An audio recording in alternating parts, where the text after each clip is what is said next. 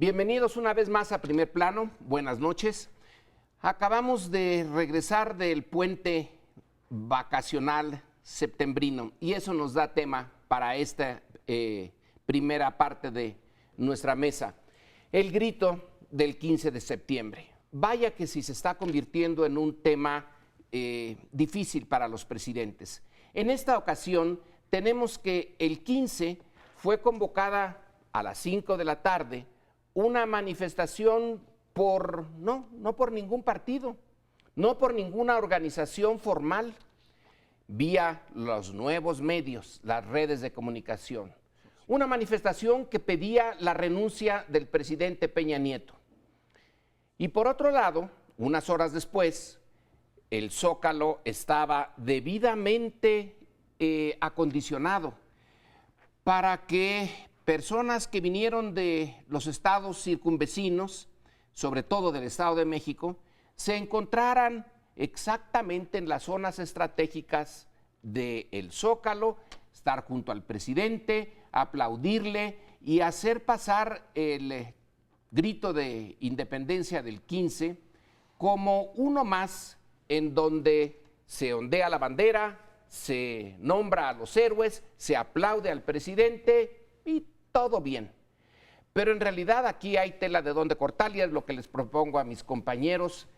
Hay en esta simbólica presencia de las multitudes, de las masas, el 15 de septiembre, una a la que no dejaron llegar al Zócalo, que la detuvieron en Bellas Artes, la que iba llena de consignas contra Peña Nieto, y la otra, la organizada desde el poder, con vallas bien separados, bien distribuidos, con sus distintivos, para aplaudir al presidente. ¿Qué significa eso?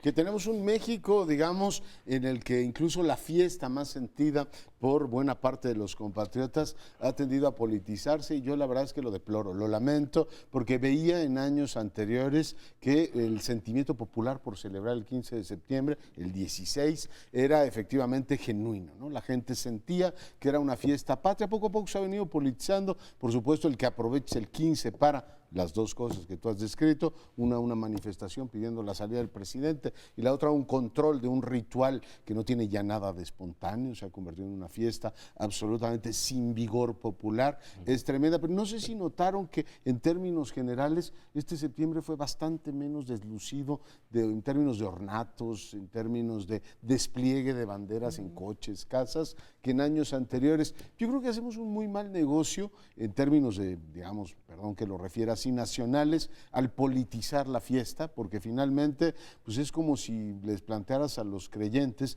que no van a celebrar Navidad porque el padre Maciel hizo una gran cantidad de barbaridades. O sea, hay que ir separando lo que era el rito genuinamente popular, que era la celebración de la fiesta de independencia, de lo que es, digamos, la politización de la agenda, que tiene mil maneras para canalizarse. Para mí, lo que vimos este 15 de septiembre, 16, fue eso, un ritual vacío de un presidente que pues tampoco pudo exponerse a ir a una arena pública, como no fue a la, digamos, funeral de Juan Gabriel, ni otros eventos públicos, por exponerse, digamos, al repudio popular abierto, y por otro lado este intento de usar, o si sea a través de las redes sociales, con una agenda política en plena fiesta nacional.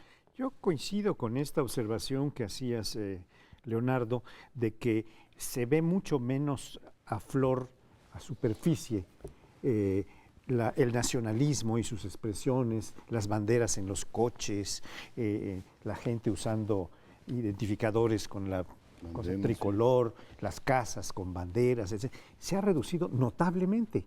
Yo recuerdo tiempos en que aquello era y los vendedores de globos, de banderas en las esquinas, esto está completamente reducido. No digo que se ha acabado completamente, pero está muy menguado en cuanto a expresión popular de celebración tricolor, y que van al Zócalo y que se meten confeti y la gente va popularmente por interés, por gusto, por celebración, con unos cuantos tragos de tequila o de mezcal encima.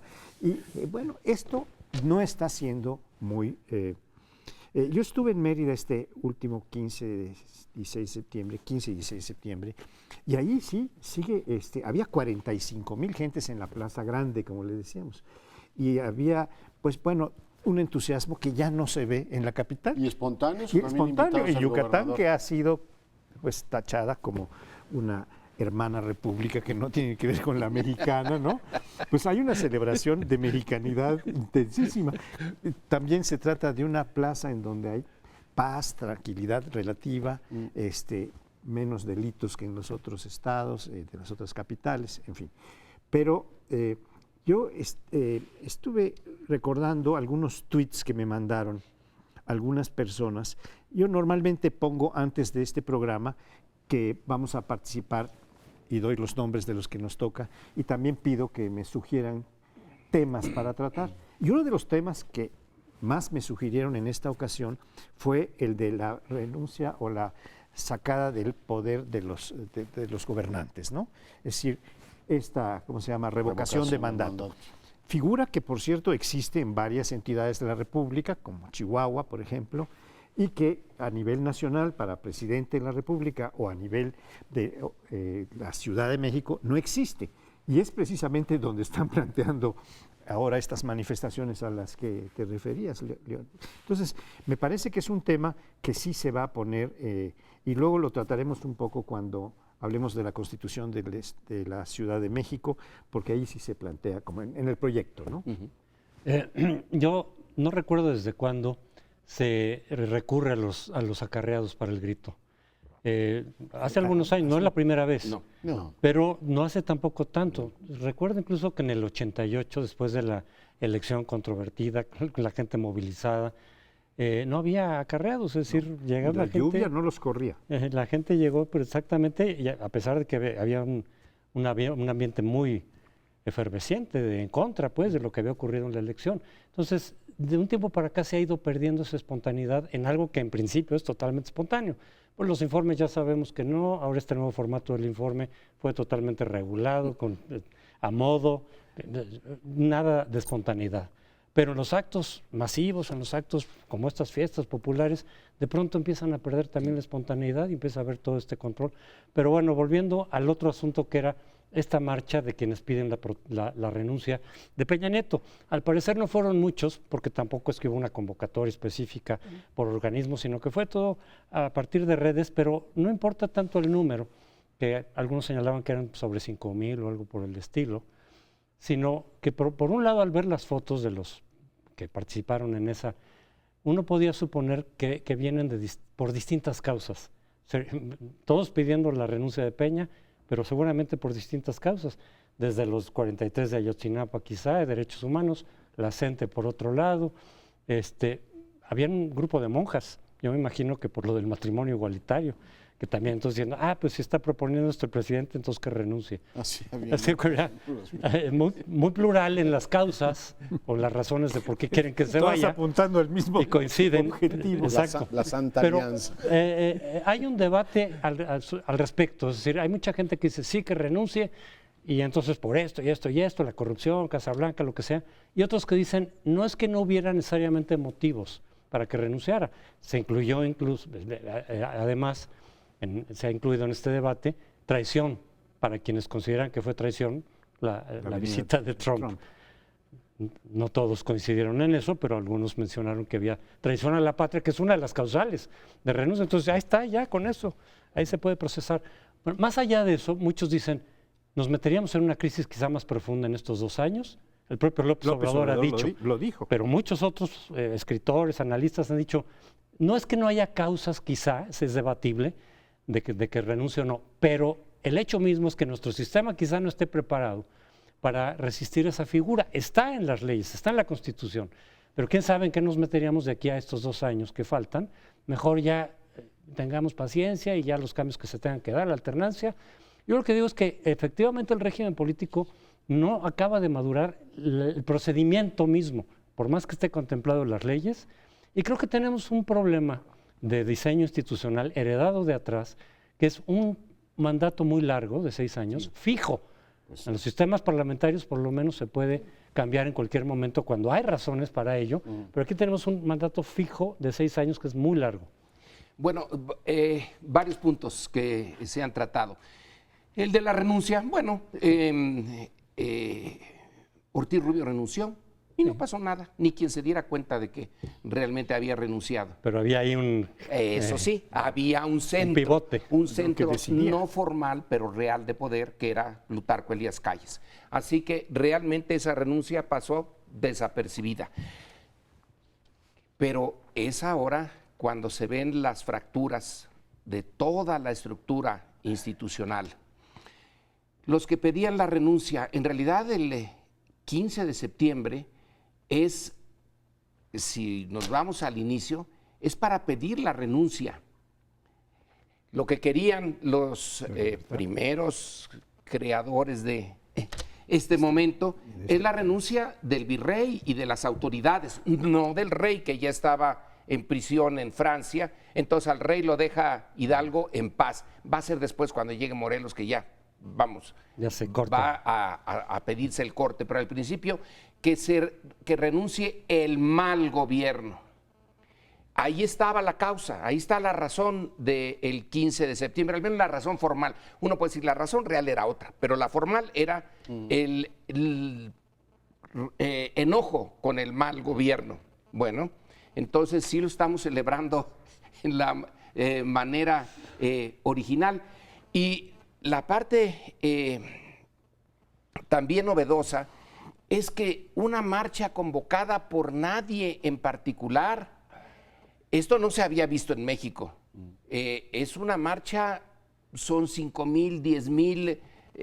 Yo me encontraba un poco enfermo, no pude asistir, pero me lo contaron de inmediato, con muy buen sentido del humor. Múltiples grupos, cada quien con sus motivos, pero es también un indicador de cómo está desarrollándose la política mexicana, que tiene esta cosa innovadora, eso espontáneo. Y espontánea también fue la Revolución lo que inició la Revolución Francesa.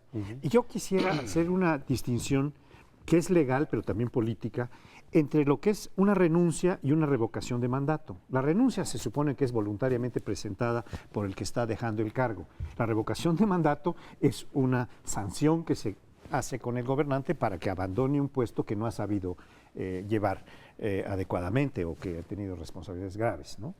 En el caso del presidente de la República, que es el que estamos tratando ahora, no es renunciable. Ningún puesto de elección popular son renunciables, y el del presidente solo es renunciable por faltas graves, así dice, o por delitos graves del orden común y por traición a la patria, como ya apuntaba José Antonio.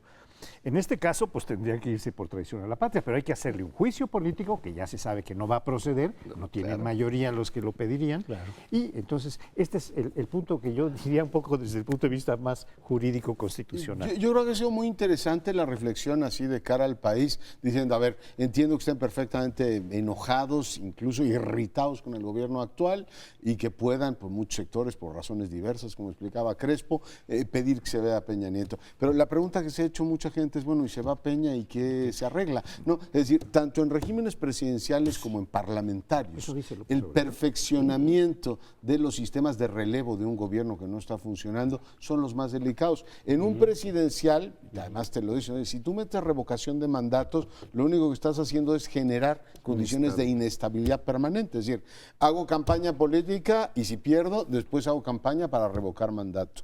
En la mayor parte de los países que tienen régimen parlamentario, que ya aludía Crespo, que es mucho más flexible el cambio de gobierno, han optado por las mociones de censura constructiva. Es decir, a ver, aquí no se trata de estar derribando gobiernos, porque un gobierno puede ser malo y poco querido, pero derribarlo no resuelve los problemas, simplemente te genera otro más. Y creo que en estos días hemos tenido efectivamente una reflexión muy útil sobre el particular. No es solamente decir, estoy enojado con un ejecutivo que se vaya, entonces el problema se arregla. Dicen, está usted enojado con el ejecutivo, se podría ir y el problema seguiría ahí. Sí, lo de revocación de mandato para el nivel presidencial, en principio cualquiera diría es democrático, pero sí creo que es bastante delicado en términos institucionales. Bueno, el tema da para más, pero nos tenemos que ir. Espérenos para el siguiente segmento. Bueno, en este bloque les planteo una reflexión sobre el presupuesto, que creo que tiene mucha miga. Fíjense que viendo pues las prioridades de lo que era esta administración en materia de seguridad, bueno, pues planteó muchas cosas. La primera de ellas es desaparecer la Secretaría de Seguridad Pública para reconcentrar las funciones de seguridad en la Secretaría de Gobernación. Se decía que el trato político iba efectivamente a mejorar el alineamiento de factores para que los gobernadores, presidentes municipales, todo mundo atendiera la parte de seguridad pública. Estamos viendo que los resultados son más bien pobres, desde Michoacán hasta Tamaulipas, pero el tema central que les quiero poner sobre la mesa es que de todo este, digamos, de toda esta transformación institucional que planteó el gobierno Peña Nieto, la clave de bóveda, el elemento fundamental era un programa de prevención del delito. Es decir, ya no vamos a enfrentar a los delincuentes, dijo este gobierno, como lo hizo el gobierno anterior, ampliamente criticado porque su estrategia no fue bien pensada y fue ampliamente celebrado,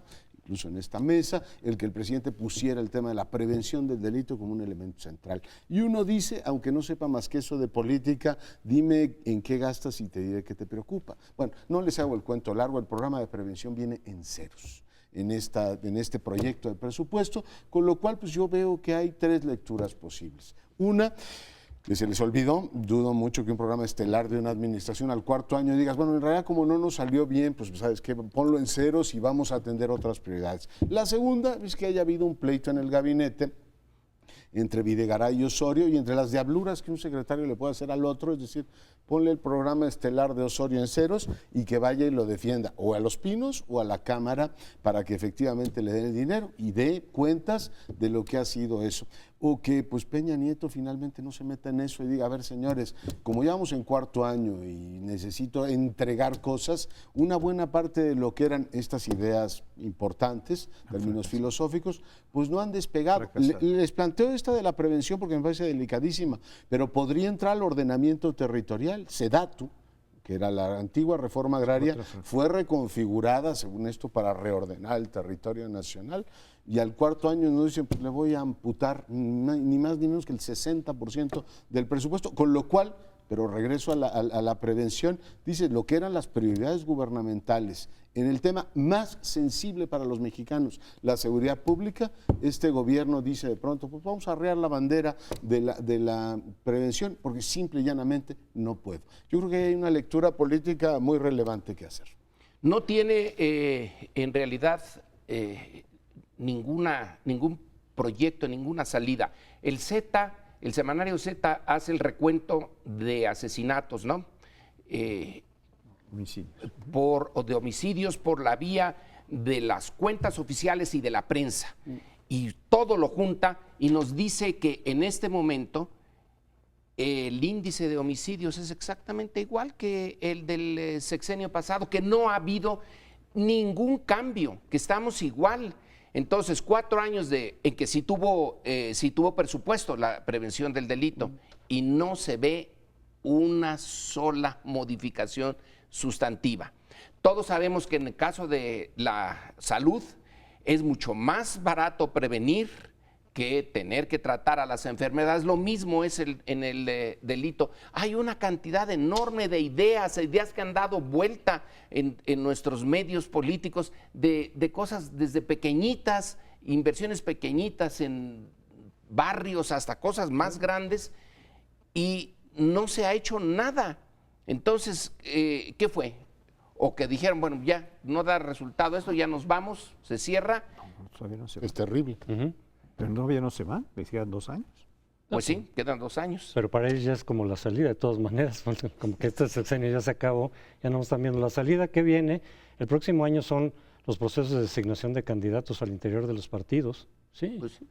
ya tienen que estar definidos casi para finales de año. Vienen las elecciones, obviamente, luego definir candidatos y luego ya la elección presidencial en el del 18. O sea, prácticamente, para efectos prácticos, pues este gobierno sí ya no hay mucho que... El problema aquí de lo de la prevención es, paradójicamente, el planteamiento de seguridad contra el crimen organizado de Peña Nieto no fue muy distinto, de hecho casi nada, de lo que había venido haciendo Calderón. De hecho, en la campaña misma de Peña Nieto no se criticó ni siquiera el programa de Calderón, que era un elemento que podías tú criticar muy fuerte, y se dejó más o menos el mismo estrategia, la misma estrategia, salvo que dijeron le vamos a meter más a la prevención. Ahora, sí, claro. eso era casi la única diferencia, es decir, le vamos a meter más a la prevención. Ahora, la prevención es cierto que para ver efectos es como de mediano plazo, no es de corto plazo. Implica educación, implica parques, deportes para los jóvenes, para que tengan mejores alternativas que irse al crimen organizado. Entonces no vas a ver los resultados muy de corto plazo. Y si en 4 años no se vieron resultados y tienen un problema presupuestario, se les hizo fácil decir, de todas formas, ya no nos va a tocar en estos 2 años, aunque pueden ser muchos, ya no vamos a ver resultados en esto de la prevención. Mejor recórtenle por ahí porque a final de cuentas es como patear el bote de nueva cuenta para el próximo presidente. Yo también tengo la impresión de que este gobierno se está yendo anticipadamente de la escena. Es decir, se está yendo porque está dejando de cumplir algunas tareas que son fundamentales, máxime que el presidente actual, Enrique Peña Nieto, cuando estaba en campaña, publicó un libro en donde decía que una de las metas fundamentales de su gobierno sería abatir la violencia, no cancelarla, no se puede en ninguna sociedad, pero dejarla en niveles mucho más bajos. Y esto que decías al principio, Lorenzo, pues es que está más o menos igual o exactamente igual que como estaba en el sexenio pasado. Esta ida anticipada, en los sexenios en donde había un presidencialismo triunfante, encumbrado y casi indiscutido, pues se daba en el último año de gobierno, cuando aparecía el destapado. Cuando se hacía el destapamiento empezaba una especie de eclipse en donde el sol, que había sido el presidente durante 5 años, empezaba a entrar en eclipse y empezaba a surgir el nuevo sol, el nuevo Tlatoani, la nueva figura en la que había que poner todas las esperanzas. Y entonces empezaba a irse, a desaparecer, a salir de la escena. Y ahora estamos viendo que en diversos eventos que hemos estado viendo, el presidente ya ni se presenta, ¿no? En este homenaje a Juan Gabriel no se presentó, en esta conmemoración del día de hoy, que es el aniversario del temblor terrible de 1985, tampoco estuvo presente, sí, bueno, pero podía haber, no sé, mandado algún video, algo, porque es un evento fundamental de surgimiento de una nueva sociedad muy activa, la sociedad civil. Esta creo que no les importa tanto a los gobernantes. En todo caso, estoy viendo una desaparición anticipada, porque estamos a 2 años, no a 1 año de la terminación. Esto es muy grave, ya lo apuntaba José Antonio, porque pues no tener la sensación de que hay una autoridad que está operando, que está combatiendo al crimen organizado, que está desarrollando distintos bienes públicos que tienen obligación de desarrollar, pues es muy grave. Pero que el gobierno sea evanescente a mí me parece normal, además con los niveles de popularidad que hoy tiene. Perdón que refrase esto. O sea, estamos hablando del tema que más preocupa a los mexicanos, el tema de la seguridad. Estamos hablando del refraseo conceptual que hizo este gobierno, de la estrategia criticadísima de Felipe Calderón. La gente decía, no más sangre, ya resulta que tenemos la misma sangre entonces, y ahora por una cuestión medio espontánea, y no sé si porque no está apropiadamente planteada en los medios de comunicación, es un tema menos eficaz. Pero el elemento central que el médico, ya digamos transformado en gobierno, le dio a esta sociedad enferma es, yo lo voy a atender usted con prevención. Y al 4.º año te dice, ya no hay dinero para los medicamentos. No, y la sangre nos saldrá más barata. O sea, yo mismo...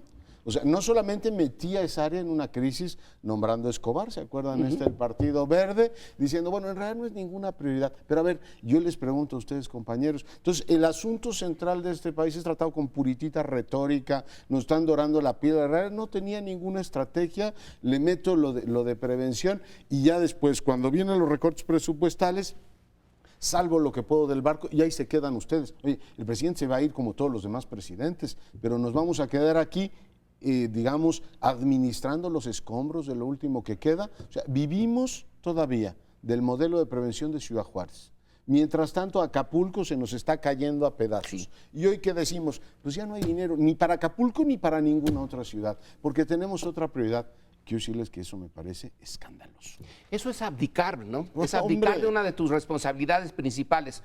porque volvamos a los clásicos. Hobbes, que nos dijo cuando tuvo que justificar el poder del príncipe, bueno, no hay más que una sola razón por la cual debamos de obedecer al príncipe, porque nos defienden la vida Seguridad. y nuestras propiedades. Si no lo hace, no tiene por qué el pueblo obedecerlo, ni por qué seguir siendo príncipe. Y lo que nos están diciendo ahora es, fíjense que no hay, no hay dinero para cumplir una de las prioridades no de este gobierno, del sistema político nacido de la visión occidental de la política.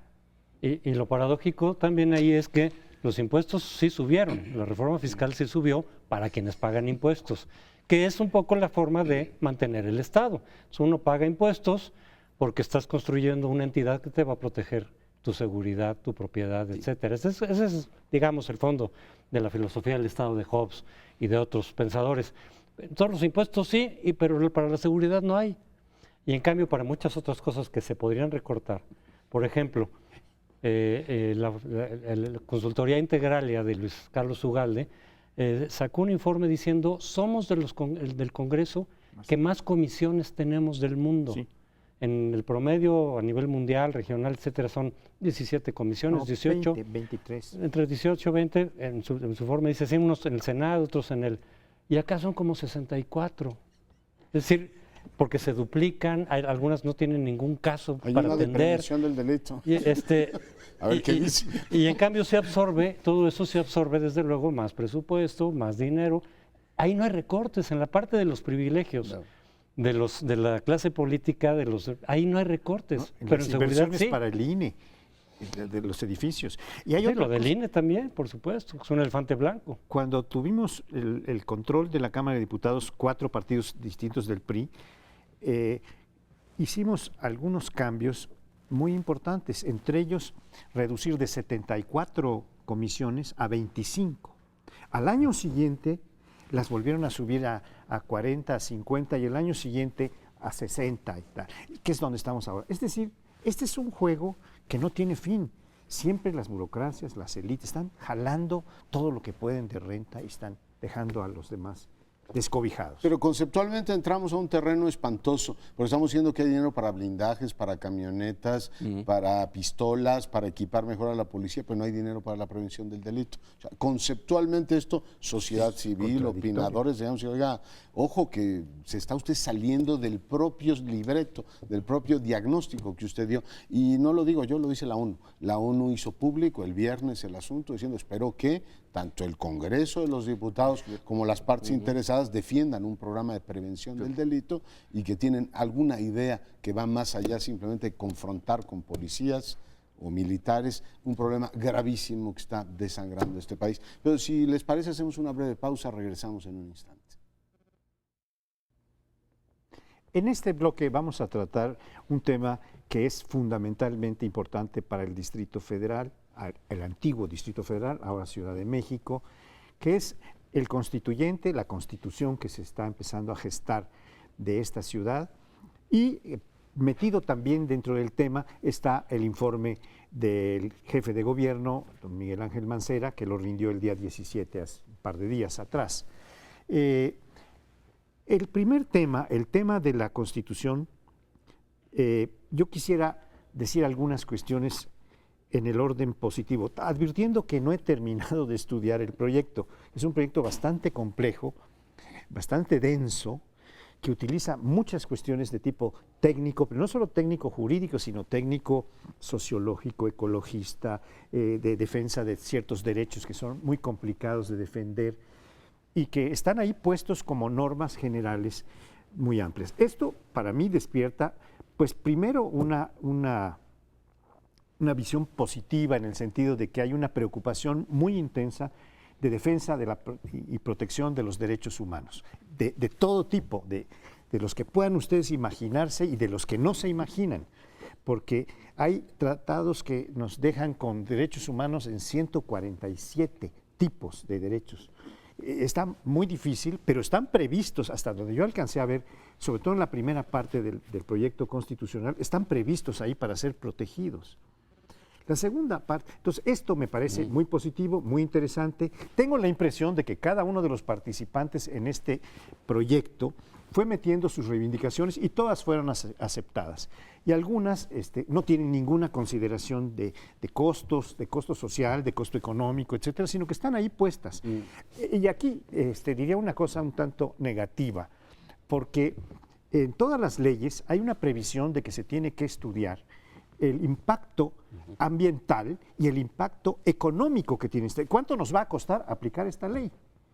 Yo no sé si a un constituyente, que es una cosa distinta de una ley, a una constitución, se le puede aplicar esto, pero tendría que aplicársele porque de algún lado tienen que salir los recursos y cuantificarse antes de aprobar algo. Tú vas a proteger estos 100 y pico de derechos humanos que están, oiga, sí, ¿y con qué? ¿Y cómo? Si estás ahí reduciendo una serie de cosas, como decíamos en el anterior bloque, ahora estás poniendo obligaciones nuevas que además van a ser un factor de demostración para todas las entidades de la República. Y pues, esto sería muy serio. Algunas tan interesantes, pero también tan polémicas como la renta mínima básica para todos los habitantes. No sé bien si los que nacimos aquí o vivimos aquí vamos a tener derecho y vamos a tener todos o se va a garantizar a los grupos vulnerables. En fin, todo eso ya es una discusión técnica. Yo tengo la impresión que es un proyecto interesante, más producto de la Facultad de Letras que de la Facultad de Derecho, Ciencia Política. Tendrá que pasar por Economía en algún momento. Pues sí, como que se les pasó la retórica, ¿no? Y todo muy bonito. Habrá que ver, y será muy saludable para la ciudad, hablando en serio, esta parte de decir, a ver, estos son los derechos que aspiramos, la parte aspiracional me parece muy potente. Ahora tenemos que hacer dos cosas. Uno, dotar de capacidades al gobierno. Yo creo que claramente los delegados de Morena le han puesto la pica en Francia, diciendo, a ver, ¿y qué capacidades vamos a tener los jefes delegacionales, fiscales o de seguridad para cumplir con las obligaciones que nos plantean? Y la otra, pues el gran acuerdo fiscal, es decir, ¿quién va a financiar eso? O sea, tenemos una ciudad que no le alcanza para mejorar sus semáforos. O sea, el gran reclamo que le hizo Mancera a Osorio el sábado en su informe es, oiga, no tenemos dinero para mejorar los semáforos de la capital. Y vamos a tener un conjunto de derechos, subrayo, en lo aspiracional no puedo coincidir más, pero en algún momento esta ciudad también tiene que discutir su equilibrio fiscal y decir, a lo mejor hay muchos capitalinos que no están pagando lo necesario para, digamos, financiar todo eso. Y finalmente me pronuncio porque están muy bien los derechos humanos, todo me parece perfecto, pero debemos también poner el derecho a la ciudad. O sea, para mí, una ciudad más que, digamos, entrar al detalle de determinados derechos de los individuos, que se supone que ya están amparados en la Constitución Federal, esto de la no discriminación, todo lo demás, sí debería ocuparse más por darnos espacios públicos. Finalmente, la gran diferencia entre un habitante de la Ciudad de México y un habitante de alguna capital europea es que los habitantes de las capitales europeas disfrutan de espacios públicos, desde parques hasta gimnasios públicos que hacen que se reduzca efectivamente la pobreza. Pero en fin, creo que es hasta cierto punto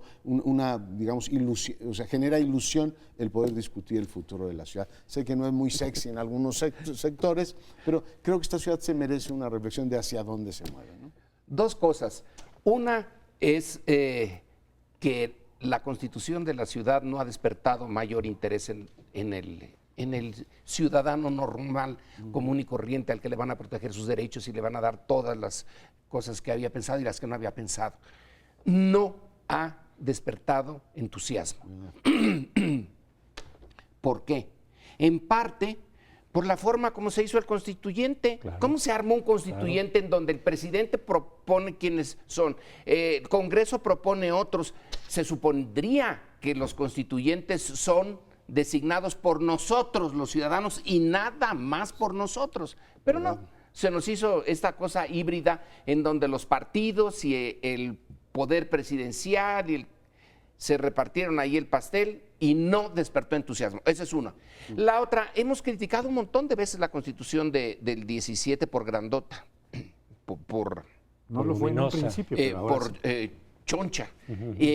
Y cuántas veces no hemos oído que las buenas constituciones son magras, no tienen nada de grasa, son puro músculo, ideas generales que todos podemos entender. Tú acabas de decir, Paoli, Está muy que difícil. incluso Muy a ti te difícil. costó trabajo entenderla, que esa es tu área. Sí. Entonces, una persona que trabaja normalmente como taxista, como oficinista, etcétera, ¿qué rayos le va a decir esa Constitución? Se pudo haber hecho algo buenísimo, porque ya tenemos la experiencia, algo muy ligerito, con las grandes ideas, y luego que cada uno de los artículos tenga su montonal de reglamentos. Pero ¿por qué se habrá querido hacer una tan gorda? Detallada. Tomo el asunto de que esta Constitución en realidad y todo este esfuerzo, todo este proceso de reforma, salió desde arriba, no desde abajo, es decir, de la clase política. Ellos son los que propusieron, ellos son los que convocaron a esta elección a la que acudió muy poca gente, hay que recordar, 28% solamente del padrón, de quienes podrían votar, asistieron a elegir al 60% de constituyentes que le correspondería a la ciudadanía. Y efectivamente es como un proceso totalmente alejado de la ciudadanía. Por eso muchos han planteado, o algunos, que tendría esto que refrendarse, porque por lo pronto, independientemente del contenido que vaya a tener la Constitución, no se ve una legitimación de la ciudadanía. Sería una Constitución que puede estar falta de legitimidad. Hay incluso quienes, participando de una u otra manera en este proceso, dicen, oigan, tenemos que legitimar esto porque esto está totalmente despegado de la ciudadanía. Y entonces se plantea o se ha planteado someterla a un referéndum, un plebiscito, pero se dice que no es posible. Pues Aquí sí, hay está una paradoja, una paradoja. En el plan de Tacubaya, que iba contra la Constitución de 1857, de los conservadores, el golpe de Estado que dio lugar a la Guerra de Reforma, se proponía una Constitución conservadora, distinta a la del 57, pero ahí dicen, se someterá a plebiscito popular, y en caso de no lograr la mayoría y cierto nivel de participación, la echamos para atrás y revisamos otra cosa, hacemos otra cosa. Es decir, la paradoja es, una Constitución conservadora del siglo XIX ofrecía que iba a haber refrendo, que la Constitución de la capital en el siglo XXI, es decir, con visión progresista, de avanzada, no está contemplado que se dé ese ejercicio de refrendo democrático. Yo quisiera comentar algo que pasó el día de la inauguración y el fijamiento de posiciones de los distintos grupos. Un jurista muy importante, con un gran prestigio, Javier Quijano, de Morena, subió a tribuna y desautorizó con el siguiente argumento a todos los diputados constituyentes que no habían sido electos, es decir, aquellos que habían sido designados, los 40, que fueron finalmente 39, creo que no se completó el 100 por alguna razón. El caso es que Quijano dice algo que puede ser discutido, porque está muy claro en la Constitución que no puede ubicarse en una sola persona dos poderes, no se puede tener una responsabilidad en el Ejecutivo, ser secretario de Estado, subsecretario o alguna cosa así, y al mismo tiempo legislador. Pero ser legislador en dos entidades, pues alguien lo plantea como, no es posible que tengan el don de la ubicuidad, ¿no? Porque siguen trabajando los diputados y los senadores en este periodo y al mismo tiempo van a trabajar durante 2 o 3 meses como constituyentes sin cobrar, bueno, ya cobran suficiente como diputados y como senadores, pero hay una desautorización planteada por un jurista muy importante, con una fundamentación que vale la pena considerar. Esto está viniendo a apuntalar este descrédito que tiene, este poco entusiasmo que hay en la población, porque ¿quiénes los eligieron? Y Morena lo planteó desde el inicio. Sí, ¿no? desde el principio, pero Hubo ahora fue fundamentado jurídicamente con una gran claridad. Sí. No, además hay otra, ¿no? Los constituyentes electos no cobran y estos van a cobrar como legisladores y van a decir, y además van a tener el apoyo de sus oficinas. Digo, ahí hay un tema no menor.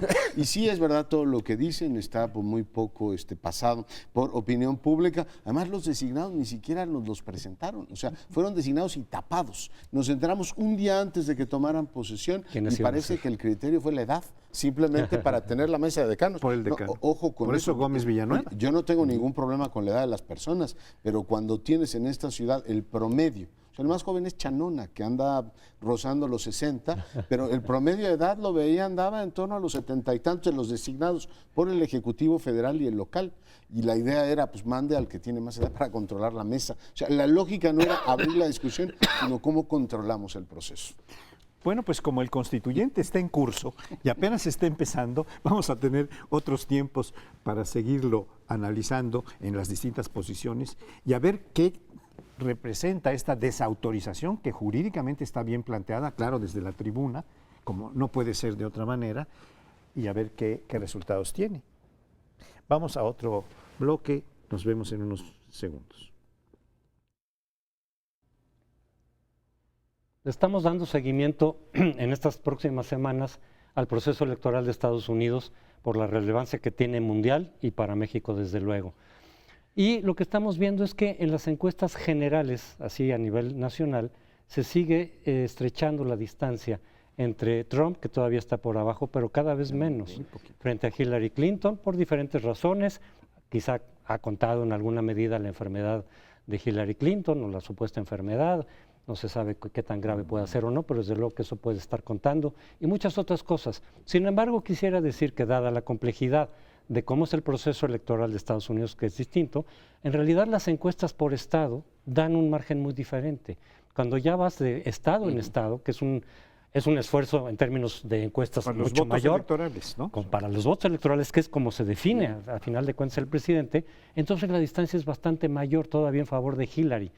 Claro que eso también tiene un poco una parte engañosa porque son muy pocos los estados, los llamados estados columpio o swingers les llaman, son los que definen a final de cuentas y en esos está muy empatado, como suele ocurrir en esos estados.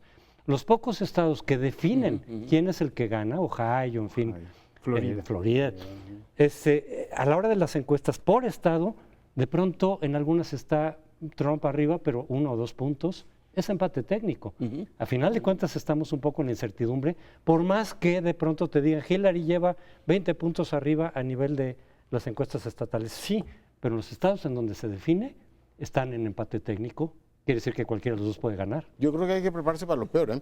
O sea, porque el tracking que lleva, por ejemplo, Los Ángeles, que ya hemos visto, incluso aquí en el 12 vimos una empresa que se dedicó a hacer el rastreo diario de las opiniones, así de por quién va a votar la gente, no siempre les va bien, porque el modelo puede estar alterado, pero no me detengo en detalles. Sí se está acercando peligrosamente Trump. En la geografía electoral, hoy escuchaba a Arturo Sarucán, que ha seguido puntualmente este tema, dice que cada vez están más cerca en geografía electoral. Antes era la idea, bueno, no importa lo que sea el voto popular, si finalmente ganas el colegio, vas con mucha tranquilidad. Oigan, pero hasta en las apuestas va subiendo. Las apuestas estaban 9-1, no, hombre, va a ganar Hillary, tranquilo, usted apueste, ese es caballo ganador, y se te van cerrando en todos los ámbitos. Yo veo con enorme preocupación que efectivamente puede ocurrir lo de la victoria de Trump, que buena parte de los modelos de la sociología electoral norteamericana están volando por los aires y que hay un voto oculto ahí que ciertamente puede beneficiar a un Trump, porque habrá ciudadanos normales que no se atrevan a decir, a ver, yo voy a votar por este fascineroso.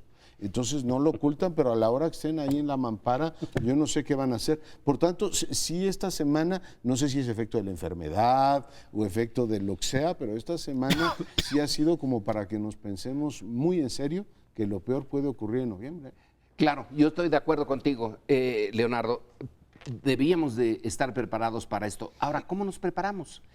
Dicen que una de las características de la democracia electoral es la incertidumbre. Bueno, estamos en el 100% de la democracia en ese campo en Estados Unidos. La incertidumbre entre dos proyectos, dos programas, bien, parecería normal, pero no es normal, porque uno de los programas es francamente arrancado, no sé de qué entraña, porque sí es de las entrañas de Estados Unidos. Cuando Hillary, que le ha costado, dijo que la mitad de los que apoyaban a Trump eran deplorables, ¿no? la mitad de la canasta de deplorables, quizá un candidato no debe de referirse nunca así a unos conciudadanos, por más que lo piense, no se dice. Pero si lo piensa, tiene razón. Son racistas en primer lugar y un racismo muy profundo que nos afecta a los mexicanos.